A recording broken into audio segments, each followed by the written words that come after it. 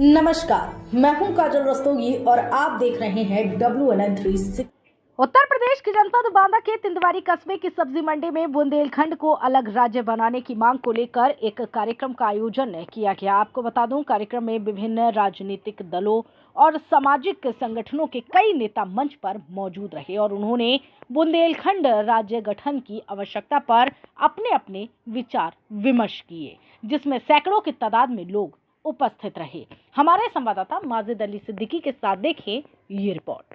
रहा इसके बाद अंग्रेजों का काल आया, तब भी बुंदेलखंड राज्य रहा। भारत माता की जय, भारत माता की जय, जय जय बुंदेलखंड। हम कर रहे हैं, बल्कि तन मन धन से लगे हैं। लाखों पत्र माननीय प्रधानमंत्री जी को खून से निकला कर भेजे हैं। ऐसे त्रिवेणी पाटिल जी का इस तिंदवारी की धरती में स्वागत बंदन बुंदेलखंड को लेंगे जैसे लेंगे। जय जय बुंदेलखंड, जय बुंदेलखंड। ये वाकई सराहनीय है, इसकी जितनी प्रशंसा की जाए उतनी कम है।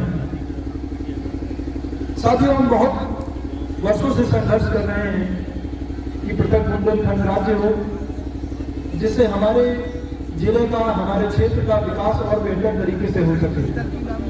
ऐसा नहीं है कि हमारी वर्तमान सरकार हमारे लिए किसी प्रकार की कमतर काम कर रही है या जो कोई कमोवेश कमी शेष रह रही है, परंतु उन्होंने उनको लीड लिया, उन्होंने कल के प्रधानमंत्री बने।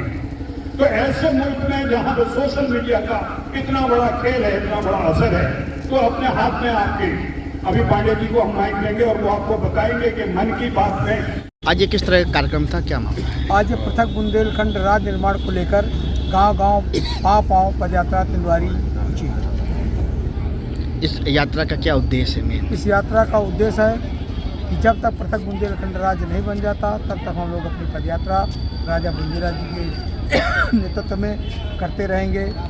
ये यात्रा कहां से कहां तक निकाली गई है? ये यात्रा 2024 को 12 अक्टूबर को विजयादशमी के दिन ललितपुर के तुवन मंदिर से शुरू हुई थी। तुवन मंदिर से विभिन्न जगहों पे जिलों में होते हुए ये बांदा जिले में पहुंची है। बांदा जिला छिंदवाड़ा जिला है राजा बुंदेला जी के नेतृत्व में, और ये बांदा जनपद में 6 मार्च को दसपुरा से शुरू हुई है। दसपुरा के विभिन्न गाँवों से होते हुए गड़रिया, रामपुर, छिंदवाड़ा, सिंधन, जो बड़े गाँव हमारे बांदा जनपद के हैं, गड़रिया, सिंधन, और आज हमने खटिया को लिया है। तो आज पैलानी शुरू होकर खटिया, निवाई, पिपहरी, पपेंदा, परसौड़ा, मिर्गानी और बांदा में समाप्त। अगर ये मांग नहीं पूरी होती तो क्या करेंगे? मांग पूरी होगी, क्योंकि अब तक कोई मांग ही नहीं कर रहा कायदे से। अरे हम अपना हक मांग रहे हैं, कोई किसी खरा थोड़ा मांग रहे हैं। हम बुंदेले हैं, हमारी खनिज संपदा है, हमारा रेवेन्यू है, हम अपने हिसाब से अपना काम करेंगे। जब हमारी कोई बात नहीं सुन रहा तो क्या करना चाहिए?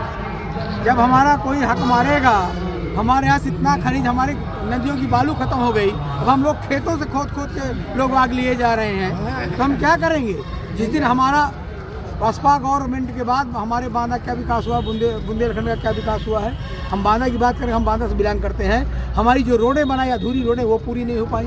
हमारा रिंग रोड पूरा नहीं हो पाया। हमारा कृषि विश्वविद्यालय जो बहुत बड़ी महत्वाकांक्षी बुंदेलखंड के लिए हमें सौगात मिली थी, वो अधूरी पड़ी है। वहाँ अच्छे शिक्षक नहीं है। मेडिकल कॉलेज में जो मशीनें आई थी धूल भाग रही हैं, कोई अच्छे मेडिकल कॉलेज के प्रचार नहीं है, कोई शिक्षा नहीं हो पा रही है। इलाज के लिए मेडिकल कॉलेज होते हुए भी हम कानपुर और झांसी कानपुर के लिए रेफर हो रहे हैं, झांसी में कुछ नहीं है। तो इसलिए अपनी चिकित्सा व्यवस्था को सुधार करने के लिए, अपनी बच्चों के पढ़ाई के लिए, अपने बच्चों के भविष्य के लिए, अपने युवाओं के रोजगार के लिए हम अपने बुंदेलखंड की मांग कर रहे हैं। क्योंकि हम गरीब नहीं हैं, हमें बार बार गरीब बताया जा रहा है, शर्मिंदगी होती है। हम कहीं बाहर जाते हैं अदर स्टेट में तो हमें हेय से देखा जाता है कि ये बुंदेलखंड के हैं। आज हमारी ये स्थिति हमारे किसानों की, कि कोई भी व्यक्ति, आप सब लोग यहाँ बैठे हैं, किसान का बेटा कहने में संकोच करता है, मजदूर का बेटा बताने में संकोच करता है। आखिर ये कब तक चलेगा? इसलिए हमें अपना राज्य चाहिए, हम अपना उद्योग भी लगा लेंगे, हम अपनी रोडें भी बना लेंगे, हमें किसी सामने हाथ फैलाने की जरूरत नहीं पड़ेगी। इसलिए हम अपने बुंदेलखंड, पृथक बुंदेलखंड राज्य के लिए आवाज़ उठा रहे हैं, आप लोग सहयोग मांग रहे हैं। आपसे अनुरोध है, सभी मीडिया बंधु के साथी, आप चौथे स्तंभ हैं और हमारे साथी, अभी हमें और जगह आना बाकी है।